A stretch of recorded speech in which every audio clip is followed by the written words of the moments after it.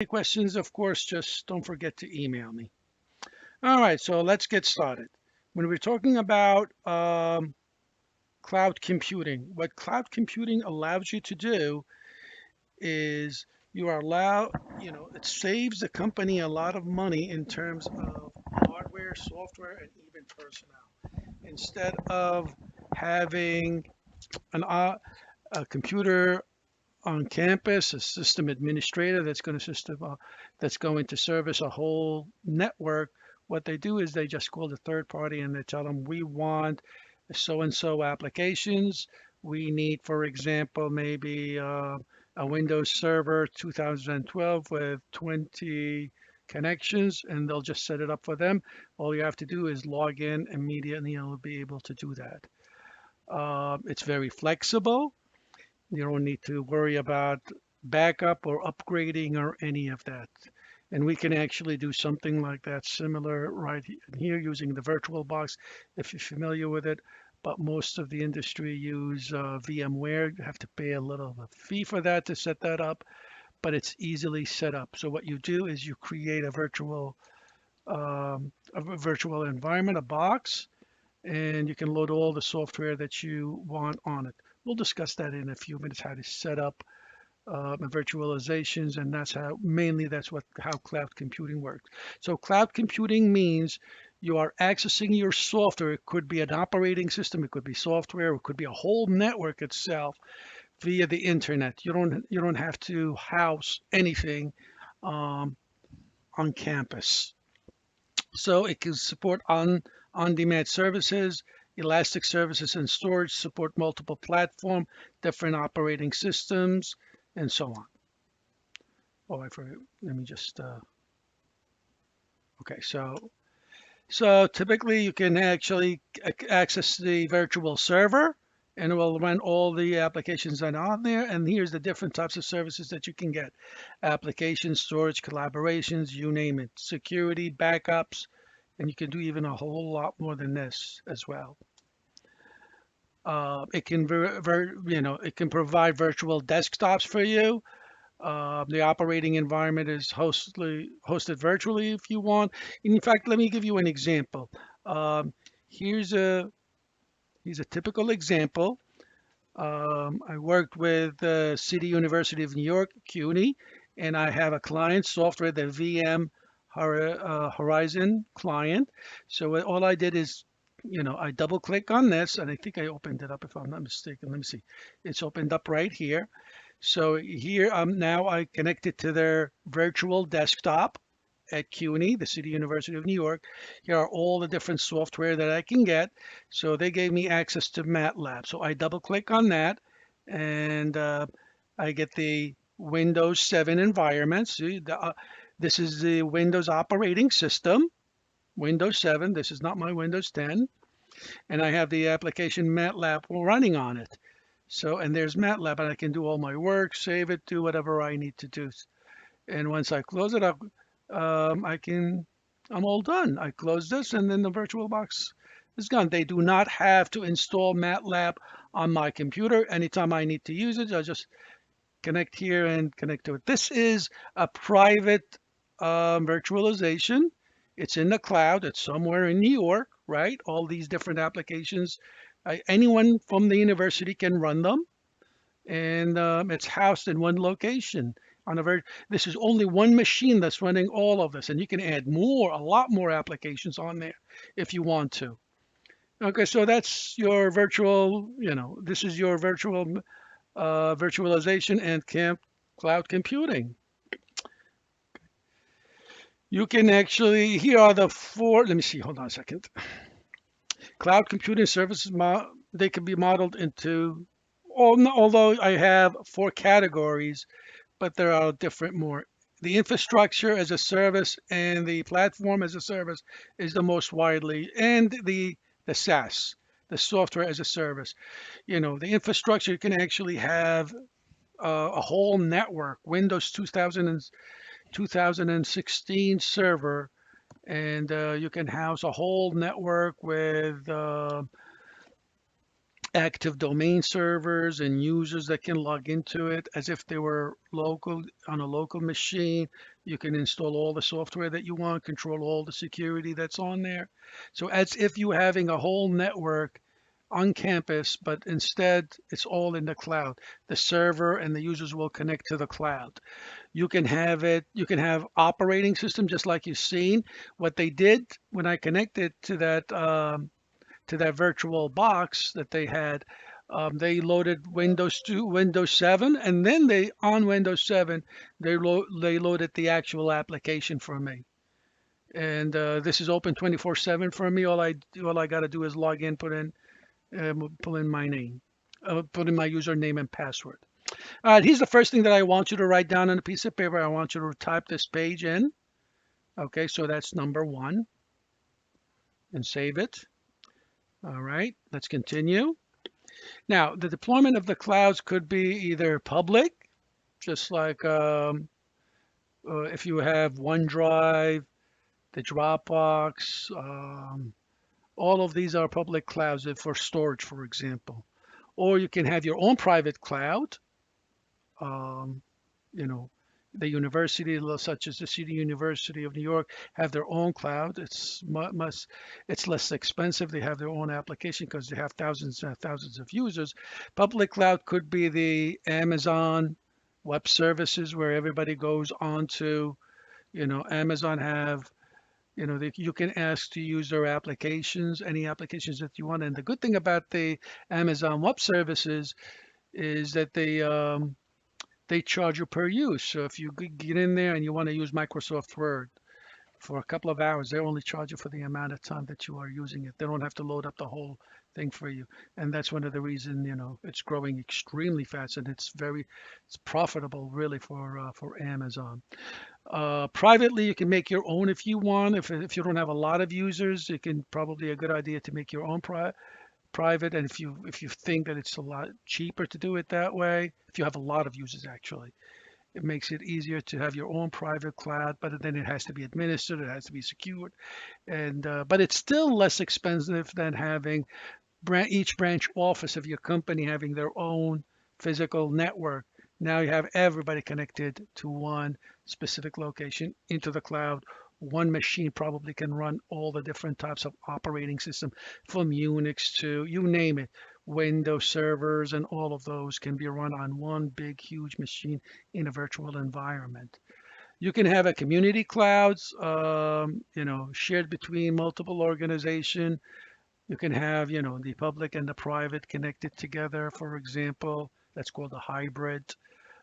You can have a community cloud where you maybe um, different nonprofit organizations, the city, maybe they may have the libraries connected with different organizations, different libraries to allow you to have access to certain files and applications. All right.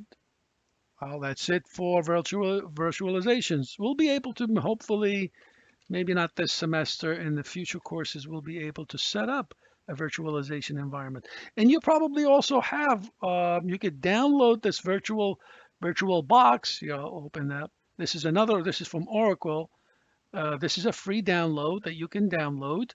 Um, all you got to do, for example, this is the host, and my machine is going, my Windows 10, where this virtual environment, this is called the hypervisor, that separates the virtual environment from the host server. My server would be my Windows 10. So all I got to do is go in and set up a new, for example, I'll say I want server 2012, and they'll say how much memory do you want from the host when it's up and running. So I'll just slide it. I say I want here 2 gigabytes of memory to be used. I want to create a virtual hard disk for it. All of this box, by the way, all of that stuff, once you turn that off, will be all gone. And dynamically allocated, which means I can increase it and decrease it, the hard drive size, whenever I want to. I'll call it this much. How much hard drive space do you want this to have? Let's make it, I don't know, 56 gigs, right? and I'll create. And bingo, I have the server. All I have to do then and go right in here, and you can go to settings, by the way, if you want to. Go to the storage. This is typical. You can check the display if you want, the system. You can have the floppy diskettes, the network card. You can have multiple cards on the machine. Net, you can have one card that connects you out to the outside internet. Typically, I'll have another adapter. Um, Here's another adapter. I can use it to bridge to be inside, so I can create a whole network inside on the virtual box. But oops, I'm sorry about that. Typically I go to the storage. I'll click right in here on empty, and in here will be, I'll go and find the operating system, an ISO operating system, the Windows Server 2010. Well, there's no 2010, actually, it's 2012. And I say, okay, it goes in, finds this, loads it, and you got the operating system running. I can run a Linux machine also on here and Windows 7, right? Let's say we have three of them. Those three different servers are running on my Windows 10. And the guy that's, the interface between them is called the hypervisor. That's what the virtual box is for. So you don't have to worry about, you can run anything you want. And this is a free download. And it's pretty stable, pretty good too. All right, anyway, this is the VMware, one of them. Anyway, so let's continue going back to, now we're going to discuss remote access. Remote access is allowing users, mobile users specifically, to be able to connect to servers in home office, the headquarters, or where they can access their resources. Uh, Typically, you want to make sure that they are secured, they have their connections. You want to authenticate them before they get into the server. So what they do, they'll type in their username and password. They send that to a server on site, and then they are authenticated. They will validate their username and password. Once that's done, then you associate them, which means you give them access, according to the security that you set up. It's probably a good idea to set up a VPN for them, so that all the data that's being passed remotely from wherever they are to the server on site, it will be encrypted and tunneled. Tunneled means that they are going to be re-encapsulating that data into another packet. Okay, and we'll take a look at all of that in just a few minutes. All right, the remote access server is a server that is going to accept all the connections from outside and grants access to the network resources. There are two different types. There's the dedicated devices, the Cisco AS5800, or it's just the software running on a server. That's the direct access. A lot of people do that because it's a little bit cheaper than purchasing an actual appliance, and maybe a little bit costly, but it's more robust. The Cisco AS5800. So what you do is, if you remember with the old dial-up, you dial into a server, and they authenticate you. And once you are authenticated, you can get on the internet, for example, with the ISP. Or in the cloud environment, what you do is you go into this remote access server. They authenticate you, and they'll give you access either to the mail server, the web server, or data storage, and you can access any of that off the internet. For remote access, the two protocols are the SLIP, the Serial Line Internet Protocol, and the PPP. The PPP is the most widely used. It's supported by all different hardware vendors and software. This is really old. It's not in use anymore. And so the point-to-point protocol is the most widely used, and it's still in use today. So number two, I want you to write down these 4 bullet points on what PPP is. VPN, the virtual private networks. Virtual private networks mainly is when somebody wants to use the internet to reach another site or another resource somewhere else, but they have to go through, of course, the internet, because the internet is unsecured and unregulated. What you want to do is you want to make sure that only you want to protect the confidentiality of the data that's being passed. And what that means is you want to make sure only the sender and the receiver will be able to retrieve the data and see it. So you're trying to prevent the eavesdropping from anybody that is roaming around the internet to take a look at your data. So what you do is you take the data that you want to send, you encrypt it on a VPN device, and after you encrypt the data, which means you're scrambling it, then you're re-encapsulating it um, with a new packet. The re-encapsulation of the data is called tunneling, and inside it will be your payload, the encrypted data. That's what a VPN is. You can connect site to site, a whole location to another location, or a client can connect to a specific site using a VPN.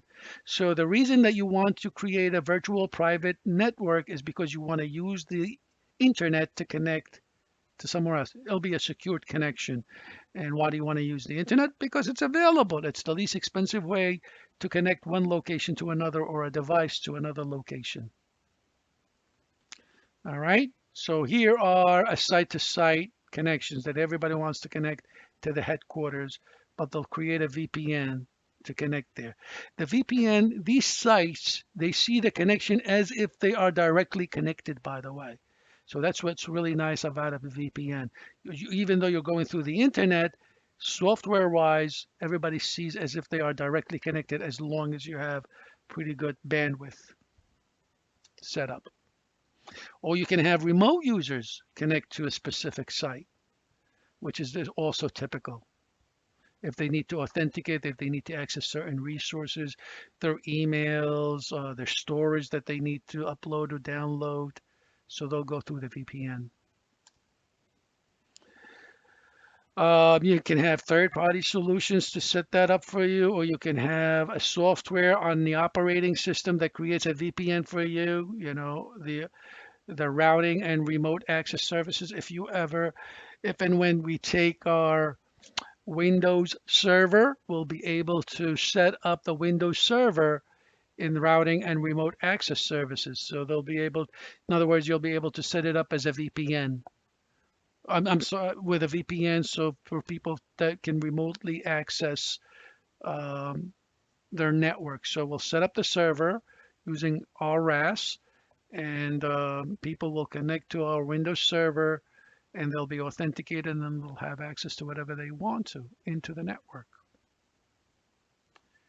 Okay, it's easy implemented by routers or firewalls, and we'll talk about that when we take our Cisco classes. You'll be able to set up firewalls on the routers, but we have to make sure that the firewalls actually, if they're going to be behind a VPN, you have to make sure you have to decrypt the data, because firewalls can only read clear text. If those firewalls are behind the VPNs, and then we're fine. But then if they are in front of the VPNs and they start receiving encrypted data, it's going to be able to drop everything, and um, that's not feasible. So what you want to do is you want to make sure that your firewalls are sitting behind the VPNs. We'll talk about that. You can, if you want to, if your router is not doing a lot of work, you have a small company, for example, you can have your router to actually act as the VPN as well as a router, and you can have it act as a DHCP server or even as a firewall. But if you have a lot of remote access users coming in, you probably want to have a separate device that is more robust, more stable, and if there's any attack, the VPN is the only one that is harmed. If you have your router doing all of these different services for you, that could be a problem if it's attacked, because you'll lose your DHCP server, you'll lose your remote access, you'll lose everything, even your routing. All right, anyway, when setting up the encryption for VPNs, there are two ways. The IP security, this is really when you're doing, IP security is done for the encryption when you're doing site-to-site. SSL is mainly for clients connecting a client to a server. When we take our Cisco classes, we'll do an IP security, a site-to-site VPN we'll be able to set up easily. Here's what I'm talking about. If this is your internal LAN and this is your router, if you have your VPN concentrated behind the firewall, that's no good. This is a bad design, by the way, because the data that's coming in, it's going to face the firewall first. And the firewalls, the firewall is like a security guard. Looks up at the packet, reads the IP addresses, what port numbers, and to see if he's going to allow you to come in or not. If the data is encrypted, he doesn't know how to read it. He's going to be blocking everyone then probably. So that's a bad setup. He has to go behind the VPN. You have to go through the VPN first. You decrypt it, then you're passed to the firewall. Now, because your data is decrypted and passed to the firewall, there may be an issue. The data, even inside the LAN, will travel in clear text. So what you're going to do is probably have another host firewall sitting on your computer, just like Windows 7 or Windows 7, Windows 8, Windows 10. They all have firewalls by default, and they are active. All right, so again, tunneling means encapsulating the packet into another packet. So here's your payload, and the PPF frame goes in here. That is and this is your new frame. This is actually the Ethernet frame. There are two different types of tunneling protocol: point-to-point protocol and L2TP. Layer 2. PPTP is an old, no one uses it as much. It's pretty slow, but the most widely used is the L2TP. GRE, the generic routing encapsulation, really does not encrypt the data. It just tunnels it, which means it takes the data and re-encapsulates it with a new packet. Cisco uses that by default. It's pretty quick if you just want to hide your data, but no encryption. As long as there's no encryption, the data moves very quickly.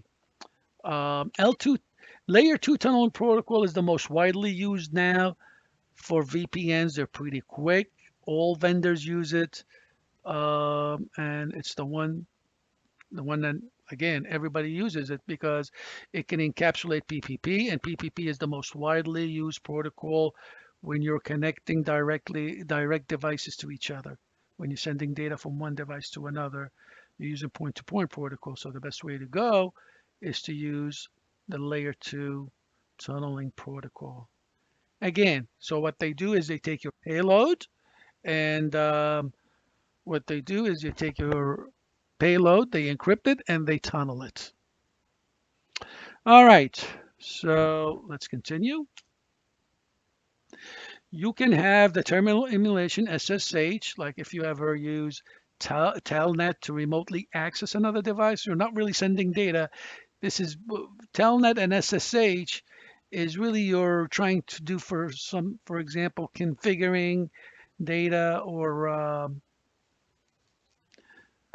just for not passing a lot of data between the two devices. Telnetting, for example, all the data that is passed between the sender and the receiver is in clear text, although you do have to put a password, but anybody with a protocol analyzer that's scanning the network will be able to see your password. So, but it uses just text files, so it consumes a very, very small amount of memory. That's why it's still in use, to be honest with you. SSH, on the other hand, is a lot more secure. So it encrypts, it creates a big key, encrypts the data. The setup for an SSH is a little bit longer. But we mainly going to use it when we are configuring our routers and then switches remotely, although you still use this text, but it's a lot safer than just straight out Telnet. If you want a GUI-based software, you can use remote desktop for Windows, join me and all these other guys, VNC at TeamViewer. The thing with the GUI-based software is they consume a lot of memory. So you'll have all the windows because the computer has to create all these text windows and little boxes, radio buttons for you. That takes a lot of memory. And all you're going to do is just type a couple of things to have access to your remote access. It's user friendly, but your system may be a little bit slowed because of the GUI environment that you are in. All right, so let's talk about encryptions. What do we mean by encrypting the data? Encrypting the data, really scrambling it, making sure that when data is passed from one point to another, if anybody looks at it, eavesdrops on the data, they won't be able to decipher what the data is. The sender and the receiver have keys, typically the same key, and what they do is they'll use the sender will take the key and they will encrypt it. They will mix it up, in other words, excuse me, mix it up with the actual data. You'll get an encryption. You send the the encrypted data to the receiver, and the receiver will take that encrypted data, and with the same key, will be able to decrypt the data. So this way, we are protecting the confidentiality of the data. That means only the sender and the receiver will be able to see the data. If you want to check, if you want to protect the integrity of the data, you want to make sure that the data that you are sending is being received, then you use a hash program, which we'll discuss in a few minutes. You also want to be able to, encryption also provides the availability. You always have access to your resources. All right, so here's another point that I want you to write down. Encryption provides the following three assurances: confidentiality, integrity, and availability. So write that down. All right, so a key is a random string of characters, or could be ones and zeros. Next time we meet in class, I'll be able to show you, if I haven't done so already, but it doesn't matter. I'll show you how data is being encrypted using ones and zeros. The scrambled data, the encrypted data that comes out, we call that a ciphertext. Message digest, sometimes they call it. Brute force attack. Brute force attack is somebody that is keep trying to figure out what the key is or what your password is. So one way of doing it is, if after 3 tries it didn't work, you disrupt them. You cut them off and you make them start all over again. So you want to make sure that you don't have these continuous programs that keep guessing your password or keep guessing what your key is. If the key is long, you know, for example, if you have a 2-bit key, 2 to the 2 is 4, in 4 tries it can do it. If you have a 3-bit key, 2 to the 3rd, that's 8 tries. 4-bit key, 2 to the 4, that's 16 tries. 5-bit key, 2 to the 5 is 32. As you can see, 32 tries. So if you keep adding 1 bit, the amount of tries in brute force that you have to do to guess increases exponentially. So, for example, WEP uses 64 bits, which is very, very high. 2 to the 32 is 4 billion. And if you add another bit to the 33, it'll be 8 billion. You're just doubling it, and you keep doubling it. WPA2 uses the advanced encryption standard, which has 512-bit key. So 2 to the 512 is a lot of tries. And what they do is they use 13 keys to encrypt one piece of data over and over and over. So it's almost impossible to really guess what the key is if the data has been encrypted with an AES encryption, which means if you're using WPA2, your data is pretty secured it's when it's traversing the network. All right, so symmetric keying means that the sender and the receiver have the same key. They use the same key to encrypt and decrypt the data. I'm telling you right now, everything that you do on the internet uses symmetric encryption. Asymmetric means you have two different keys. One key to encrypt the data and one key to um, one to encrypt and one to decrypt. That takes much longer to deal with, and in fact, it takes 100 times fast. It's symmetric encryption is 100 times faster than asymmetric, the ones with the two different keys, if it's on hardware. If it's in software, it's 1,000 times faster with symmetric. So we're going to use symmetric. We actually use asymmetric, the ones with the two keys, only to pass a symmetric key to the sender and the receiver. We'll get into more of this when we get into security, the encryption. We'll get into that a little bit more details later on.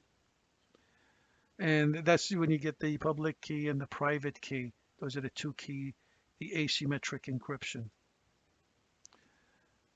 Okay, a digital certificate. A digital certificate is someone that has, for example, I wanted to connect to TD Bank. So what do? I give them my information. I go to their servers. Their server will send me a digital certificate. They will send me a digital certificate with their information and with the public key, the key that I'm going to use to encrypt the data and send it to. That's what that digital certificate is. Just like a license. I can use that license to connect to any of their servers if I wanted to anywhere. And who gives me the digital certificate is from a certificate authority. My computer, my operating system only recognizes several certificate authorities that are legitimate of giving out those certificates, because anybody can create a certificate and give it to you and say, hey, I'm from TD Bank. Here's the encryption key that you want. And your computer is going to, if that ever happens, something will come up and say, oh, you can't, this is a non-reputable um, certificate or the organization. Are you sure you want to accept their certificate? Typically that happens if you go to a network when you're trying to connect to their wireless network and they're trying to send you a certificate, your computer will immediately flag it as a problem. Okay, to set up this private key and public key, this is called the public key infrastructure.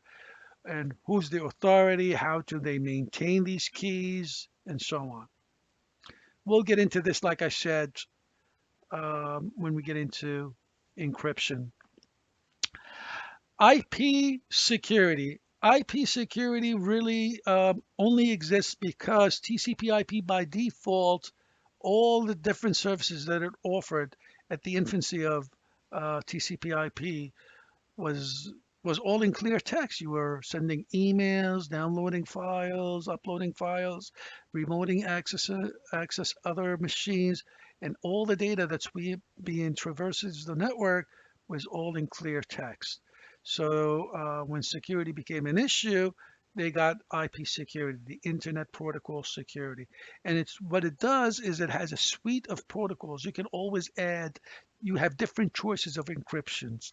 You have different choices of authentication, for example, and so on. Setting up the tunnel, you have different choices. You can encrypt the data in a more take longer to encrypt the data if you're worried about security, or if it's not that great, if it's not that important, you want it still to be secured. There are different protocols out there to choose from. That's really what IP security is there. They set up they can initiate the IP security. They take care of the key managements, making sure you're having the right keys. They set up the security negotiation. Are we sure we want to, for example, what type of tunneling do you want? What type of integrity protocol that you want? How do you want to encrypt your data? They they transfer the data using the VPN, and they terminate the connections when you're all done. So IPsec is the main suite of protocols, authentication protocols, integrity protocols that is set up to set up a VPN. All right, and there are the secured socket layer and the TLS transport layer. Both methods are used encrypting TCP/IP transmissions. SSL session is the most widely used, very quick. You don't need any setup. Almost every browser does that. So when you type HTTPS, you're really using the SSL to set up a VPN. So it uses a handshake protocol without the intervention of the user. Your computer automatically goes in and communicates with the servers on the other end and will be able to encrypt the data directly from your web page. So as long as you typed HTTPS, you're already good to go. TTLS, the Tunneled Transport Protocol. This one doesn't require certificates, but it's not used as much, to be honest with you. SSL is the one that is mostly used. Sometimes they call it clientless. You don't need to add any software on your machine to use SSL. That's why it's preferred by many vendors. All right, so that's the SSL VPN. Secured shell. The secured shell allows you to very powerful if you just want to connect to another device and you're just passing really text. You are not uploading and downloading file. You're not encrypting a lot of data because secure shell, the setup, it uses the two key method, a public key and a private key.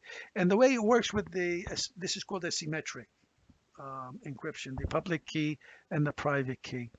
And what that means is my device will create two keys. You could call, doesn't matter which key you call public and which one you call private. The one that you keep will be called private, and the one that you give out to everyone else that wants to send data to will be called the public. Everybody that wants to send data to will use that public key to encrypt the data and send it to me. And only me will be able to decrypt the data. I have to use the other key, the private key that I have. That's the only one will be able to decrypt the data because the data was encrypted with the other key, the public.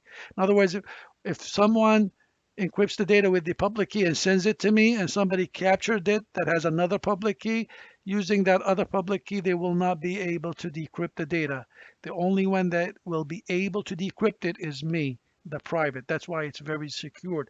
But it takes a long time to set that up. SSH does that. As long as you have a very small amount of text being sent back and forth, it's doable. Other encryption for symmetric is the data encryption standard and triple data encryption standards. This really was created by IBM in the late 1970s. There's the RSA. That's what the secure shell uses. Kerberos uses TACACS, and there's a whole bunch of others. So we can talk about these right now. Secured file transfer. There is the SFTP. It uses SSH. This is for uploading and downloading file, but it's slow. So I don't know. Now there's a lot more use of HTTPS to upload and download. So it's a little bit quicker than, I don't know if SFTP is used as much nowadays. Hashing data. Hashing data is really not encrypting. What you do is, this is for checking the integrity of the data.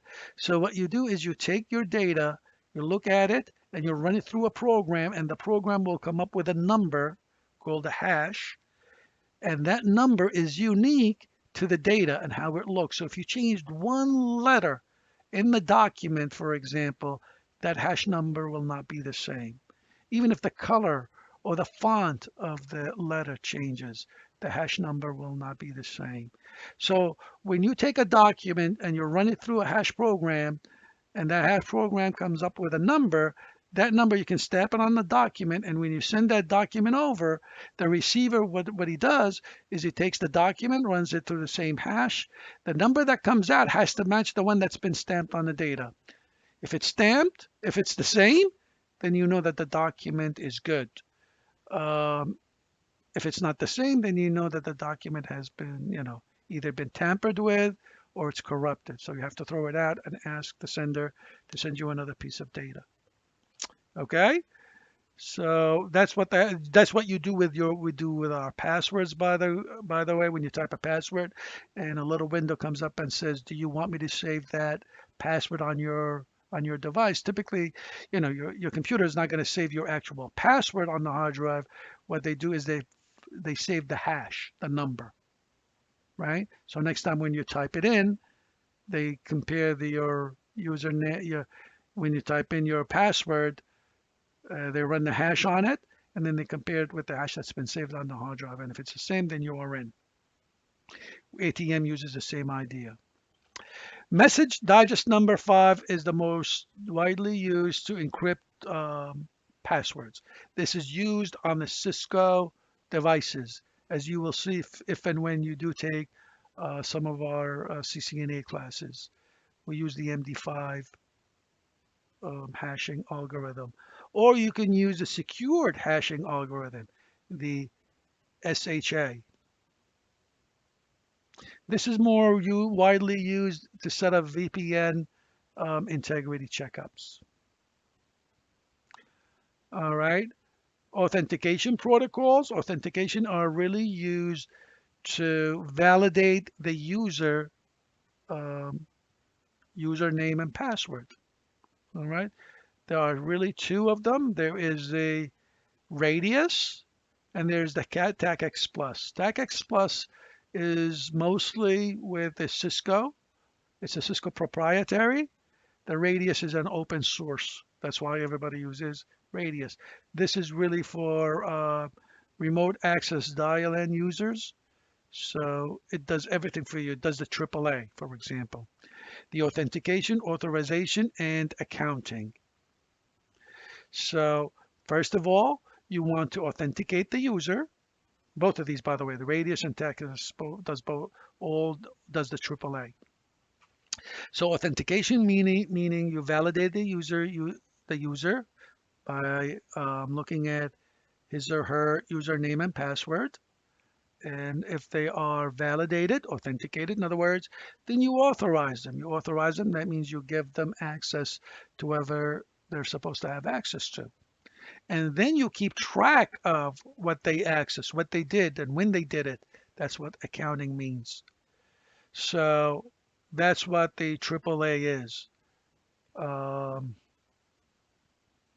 Radius server is the remote authentication dial-in user services. This is defined by the Internet Engineering Task Force. It uses UDP. The connection is pretty quick and it's scalable. Almost every vendor uses it. So here's another thing I want you to write. Radius server. Write all of these 6 bullet points. Okay, you can always pause this, of course, to continue.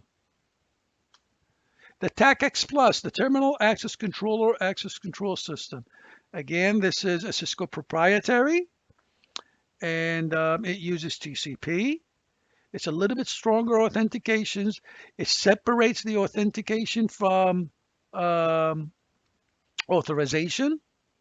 So, and everybody's encrypted separately. So it's a little, and it uses TCP. It's going to make sure all the data that's being passed and forth between the server is already is encrypted.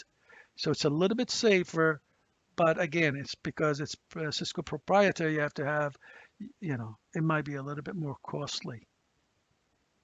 All the data is encrypted.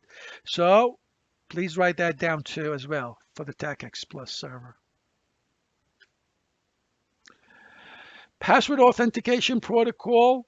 This is only done for PPP. PPP, the point-to-point protocol. So if you have a T1 line, in other words, you're connected directly to another server, that line no one else uses except you, PPP would be the protocol to carry that data for you. PPP, in other words, it takes your packet, puts it into the PPP frame, and sends it to the server. But you want to make sure that that data is safe. So PAP, the password authentication protocol, first make sure that you connect to that server and you uses your username and password. And if you are authenticated, then you're allowed in. But the data that's being passed after that is all in clear text. So if anybody taps into this open line, that's not good. So PAP is very, very weak.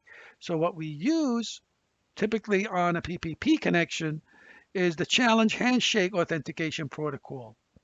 It's a three-way handshaking and all the data is encrypted. So not only that you will send in your username and password encrypted, but every once in a while, I'll have to go back and ask you. That's what handshaking means.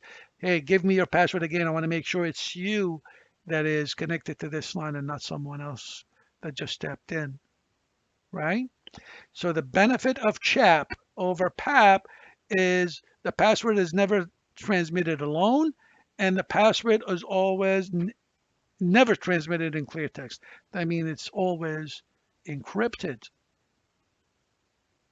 There's the Microsoft Challenge Authentication Protocol, which pretty much uses the same between computers, between Microsoft computers, instead of point to point. It works exactly the same way. Um, the EAP, the Extensible Authentication Protocol, this is for Cisco primarily. It's mutual authentications.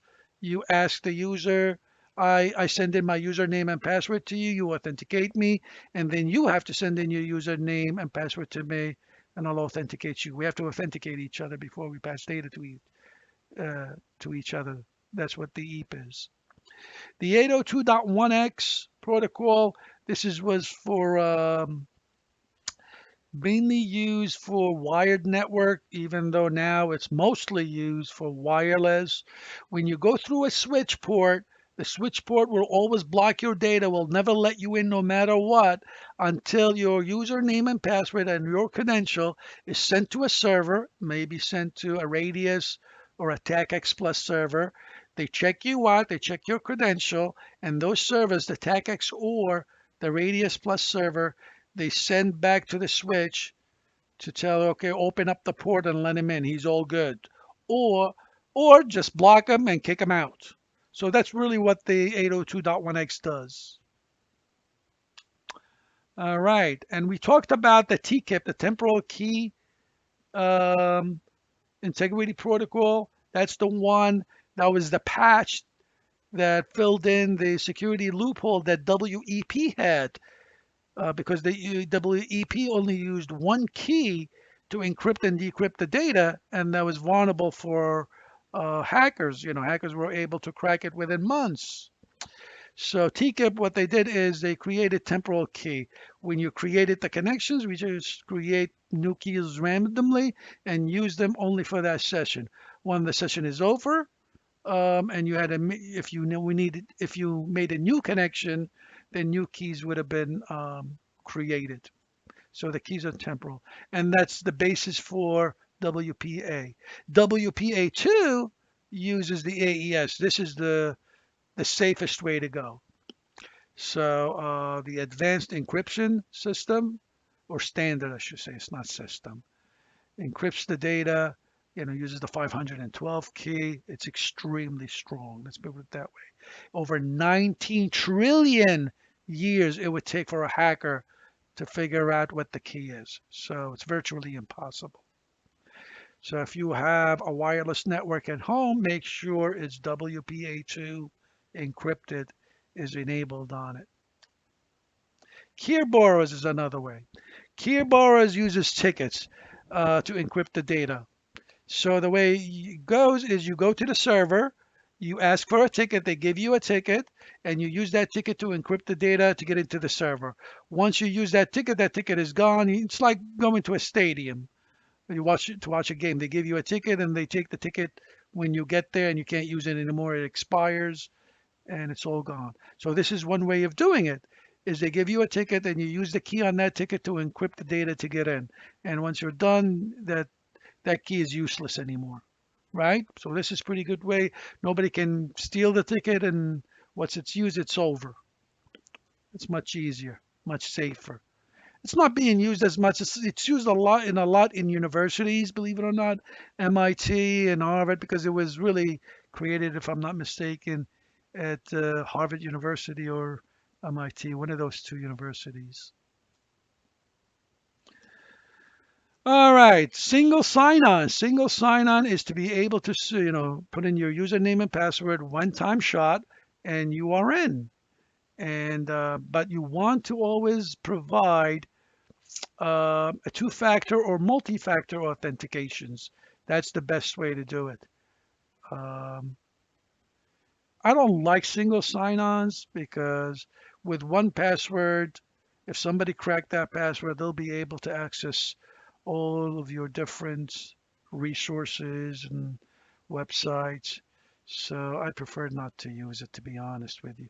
But at a university level, if you have so many different places that you want to access, for example, Canvas, your email, whatever other places that you need to go to, probably signing in one time or having just one password to access all of that. It's helpful, to be honest with you, but you do not want to use the same password for all of your websites outside school, for example, because if somebody figures out what your password in school, they'll be able to get into your bank or your credit card or whatever, and you don't want to do that. And you definitely want to enable a multi-factor authentication if it's possible. In other words, use a password. If you need a card, that's another factor. If you need to use your thumb or your eye retina for access, that's a biometric factor that you could use. If you can use all three, that would be great. So here's the three different categories for a multi-factor authentication: knowledge, like a password, knowing a password; possession of something, a card, like your ATM card; inherence, biometrics, your fingerprint, your eye retina, face recognition, even voice recognition could be another type of a factor. If you have all three of them to gain access to a specific device or location, that would be great. Makes it very difficult for anyone to break. All right, so when it comes to troubleshooting, make sure that the passwords are easy to follow, for example. Use sentences long enough, keep them confidential, never write passwords down. Force the user to change their passwords periodically, maybe every 6 months or so. All right. Common issues to look for when it comes to misconfiguration, you know, it always happens that you mistype your username or password, incompatible encryption between both ends. If someone is using SHA for integrity for hashing, but the other guy on the other end has the message digest number 5 enabled. That's not going to work. Activate and not activate user account. Somebody may have his user account expired and it's no longer active. Uh, you're assigned to the wrong port, having the wrong IP address or port number, and the firewall blocks you from coming in. So it could be anything. You got to look for all of that. As we have seen, we use ping command to see if somebody is, if that device that we're trying to communicate to is connected. You use tracert is if you want to know exactly where the problem. For example, if you ping somebody and it failed, and you want to know exactly where that connection failed, you use tracert.